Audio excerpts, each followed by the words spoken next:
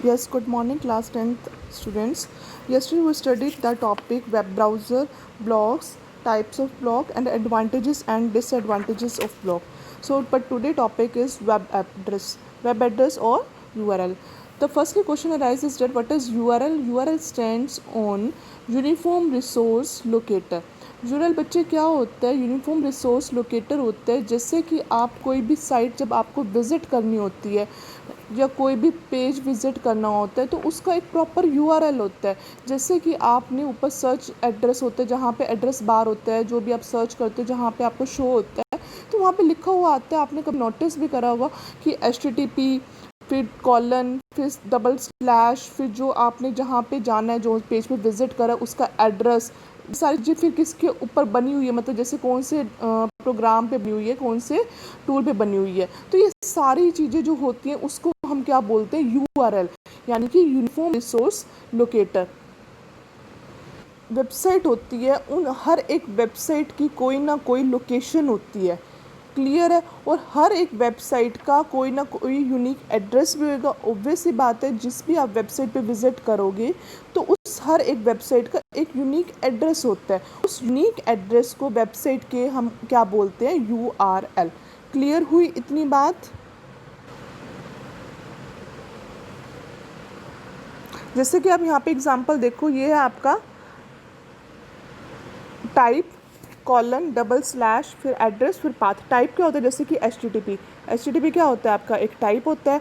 उसके बाद क्या आता है? आपका एड्रेस। ये एड्रेस आ गया encyclomedia.msn.com, ये आपका क्या हो गया? एड्रेस हो गया। उसके बाद क्या आपका style.asp, ये आपका क्या हो जाता है? पूरा का पूरा पाथ हो जाता है।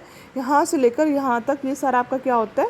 पाथ होता है, ठीक है। और जो ये वाला पोर्शन है ये आपका टाइप होता है। टाइप मतलब कि किस टाइप का, यानी कि HTTP।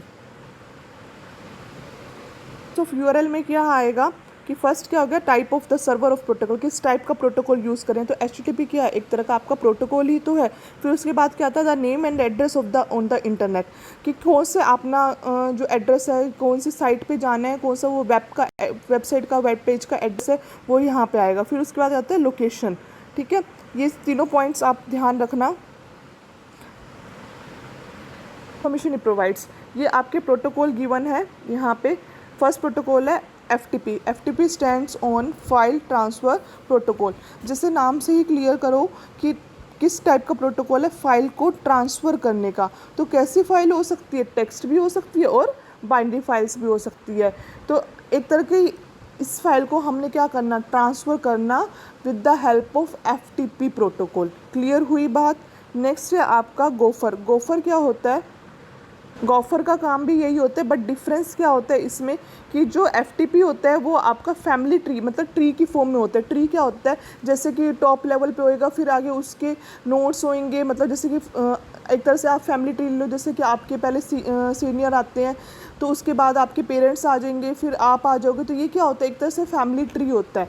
तो जो एफटीपी होता है वो कौन से फॉलो करता है? फैमिली ट्री फॉलो करता है। और गॉफर क्या होता है? आपका मेन्यू स्ट्रक्चर, जैसे मेन्यू की फॉर्म में स्ट्रक्चर होता है। डिफरेंस ही है दोनों चीज़ों में, बट पर्पस दोनों का एक ही है। नेक्स्ट है आपका HTTP। HTTP क्या? Hyper text transfer protocol. ये क्या करता है? जितने भी hyper text hyper media files होती हैं, जैसे कि जिसमें इमेजेस साउंड, हाइपर मीडिया क्या होती है? जिसमें इमेजेस साउंड्स और ये सारी मल्टीमीडिया फाइल्स जितनी भी होती हैं वो सारी हों, तो उसको क्या बोलते हैं? HTTP। अब ये क्यों आता है? जैसे कि आपने किसी साइट पे विजिट करना है, तो विजिट करते टाइम आपका पहला क्या आता है? टाइप HTTP टाइप आता है। क्यों? क्योंकि जिस साइट पे आप विजिट कर रहे हो वो उसमें क्या है? सारा मल्टीमीडिया कंटेंट है। जैसे आपने किसी इमेज पे क्लिक करा है, किसी लिंक पे क्लिक करा, वो आगे फर्दर पेजेस को ओपन करता जाता है। तो इस वजह से क्या नाम है इसका?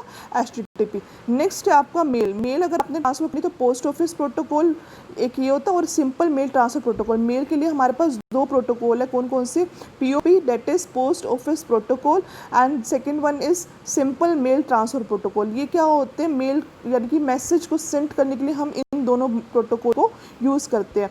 नेक्स्ट है आपका न्यूज़। न्यूज़ किस लिए होता है आपका?